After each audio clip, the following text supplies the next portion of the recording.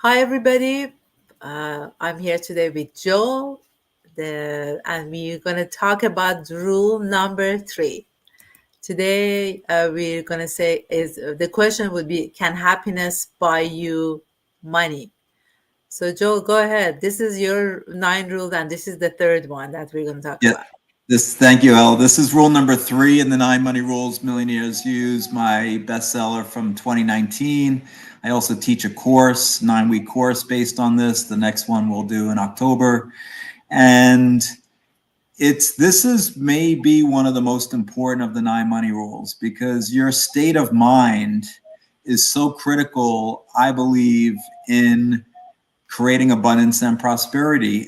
And the reason why this came about and why I included it is when I was a hedge fund manager from 2008 to the 2016, what happened to me, or most of those years at least, was that if I made money, I was happy. If I lost money, I was sad. And I wasn't the best money manager in the world. The best money managers make money 65% of the time and lose money 35-40% of the time. Let's say I was 50-50. So half the time I was sad. Yeah. And so at the end of the day, I would be sometimes more upset than others. And so there was one particular day, July 1st, 2015, when we owned a stock that we were betting was going to go down. So a hedge fund, you bet some stocks are going to go up, other stocks are going to go down. And there was this one stock we were betting was going to go down, and it announced that they were getting acquired, which means the stock was going to be up a huge amount that day. And I was on my way into work. I was commuting into Manhattan. I was on the Metro North train. We were slowly rolling into Harlem 125th Street Station when I got the news, and I was in pain. I literally had tears rolling down my cheeks. That's how sad I was because I had felt like I had let my investors down. I felt like giving up. I don't know, Elle, if you've ever felt that way in your life, but I felt like I should give up. I felt like a complete imposter. And I was mad. They had entrusted me with their hard-earned cash, and I had let them down. And I knew I needed to do something to change this terrible state of depression that I was in that early morning. And I put on an uplifting song, Ooh Child by the 5 Stair Steps. Ooh Child, things are gonna get easier. Ooh Child, things are gonna get brighter. And I realized as I walked into my office in 54th and 6th that I actually was feeling a little bit better. I wasn't ecstatic, but I wasn't depressed and I wasn't crying anymore. And that just took 15 minutes on the walk over. And then, of course, I took the song off my headphones and I had my colleagues listen to it as well. And I put on other uplifting songs throughout that day. And something hit me at some point that day that I realized, wait a second, I create my happiness and I create my sadness. Mm. And I get to choose every day, all day, my emotions. And what can I do to make myself feel better and not be conditionally happy on what the stock market does or what my portfolio does on any particular day? And so I created what I call happy habits. And I encourage everyone who's watching or listening to create some happy habits so that they can go to when they're not feeling so great. It could be an uplifting song like Ooh Child. It could be just, going for a meditation or going for a walk in nature. Yeah. Or I go dancing at home, That's great. naked sometimes. Just You know kidding. what? That's part of your self-care, Joel. Absolutely. Yeah. So So it's real. So what can you do? Like I would literally write down a list of things because you're not going to be happy and ecstatic 24 hours a day, 7 days a week. So to have some things consciously that you could say, wait a second, I'm reacting to something in the physical reality. Let me put on an uplifting song and let me do one of those things. Let me go play with my kids or play with the dog or cat or whatever it is. Go, go to the ocean and just walk on a sandy beach, hear the waves and the seagulls and put your toes in the sand, whatever it is to make you feel different, because you're creating your emotions. And like we said before we went live, I say that there's different frequencies for abundance and prosperity. And so that same frequency that is happiness and joy and ecstasy and passion, is that same frequency is abundance and prosperity. So you want to get to that frequency and create that frequency for yourself. So write down certain things that will make you feel better, and you can be on that frequency more and create more abundance and prosperity in your life. There is a Joel. There is a book, Map of Consciousness, and it's Mm, an amazing book about where you are emotionally, and it gives you the goes up to 200, and the anger, sadness is a lower number on that chart. And it's interesting that it's the numbers, but we're talking about the energies, and energies in our body.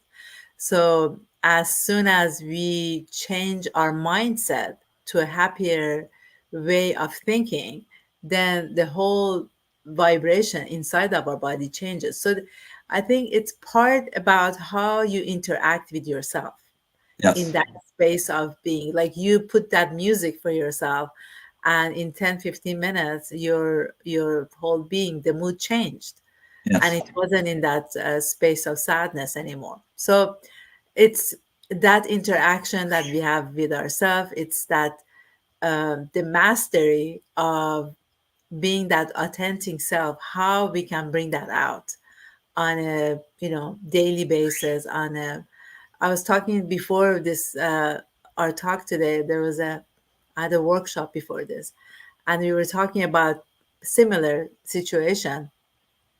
And yes, that's what I said, yeah, write down when you wake up in the morning, what is the intention for the day, and mm, what are you committed to.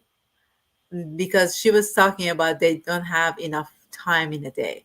But I said, there is a way to compartment and understand what is the essential, what do you need to do in that day? What is the intention? What is the commitment to yourself to finish this project or the other one? Which one is first? What's second? So, I mean, then it will be easy, because then you will concentrate in one and go to the next one when you know absolutely. intention. And Yeah. and I will tell you, I'm probably one of the most productive people on this earth, and I still waste 1 hour a day, at least 1 hour a day.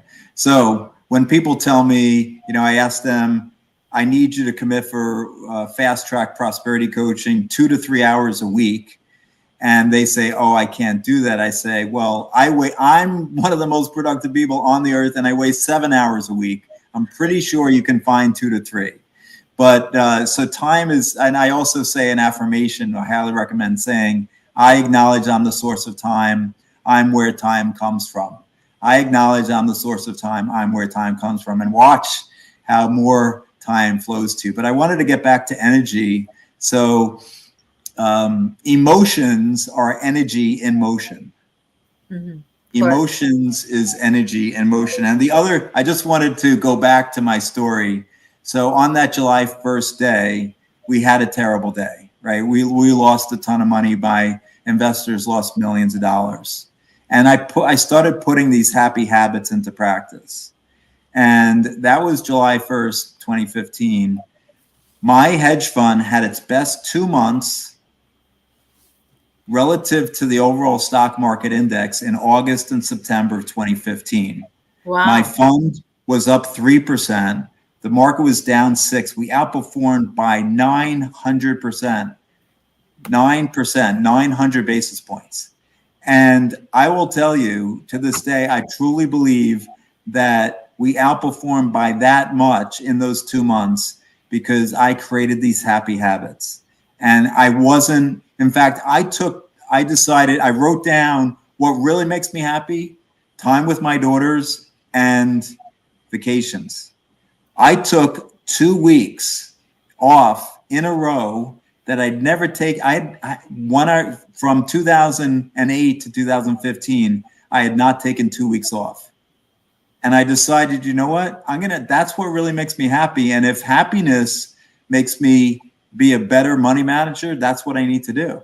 And I did that. And August, we had an amazing month, and I wasn't looking at the screen all day, every day for 2 full weeks.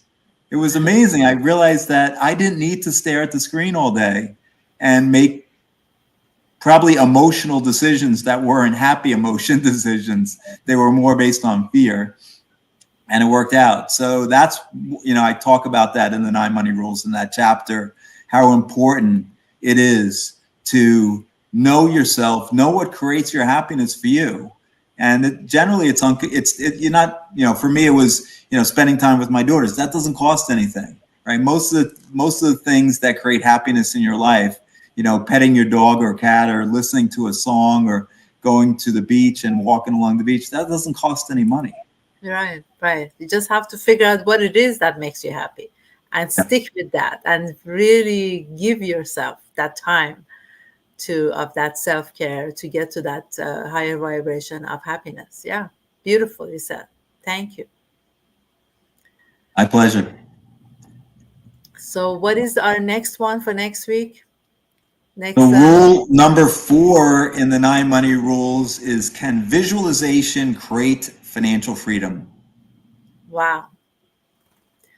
So thank you so much, Joel. And I'm looking forward to this conversation for next week. And thank you so much for coming in and talking to us about money.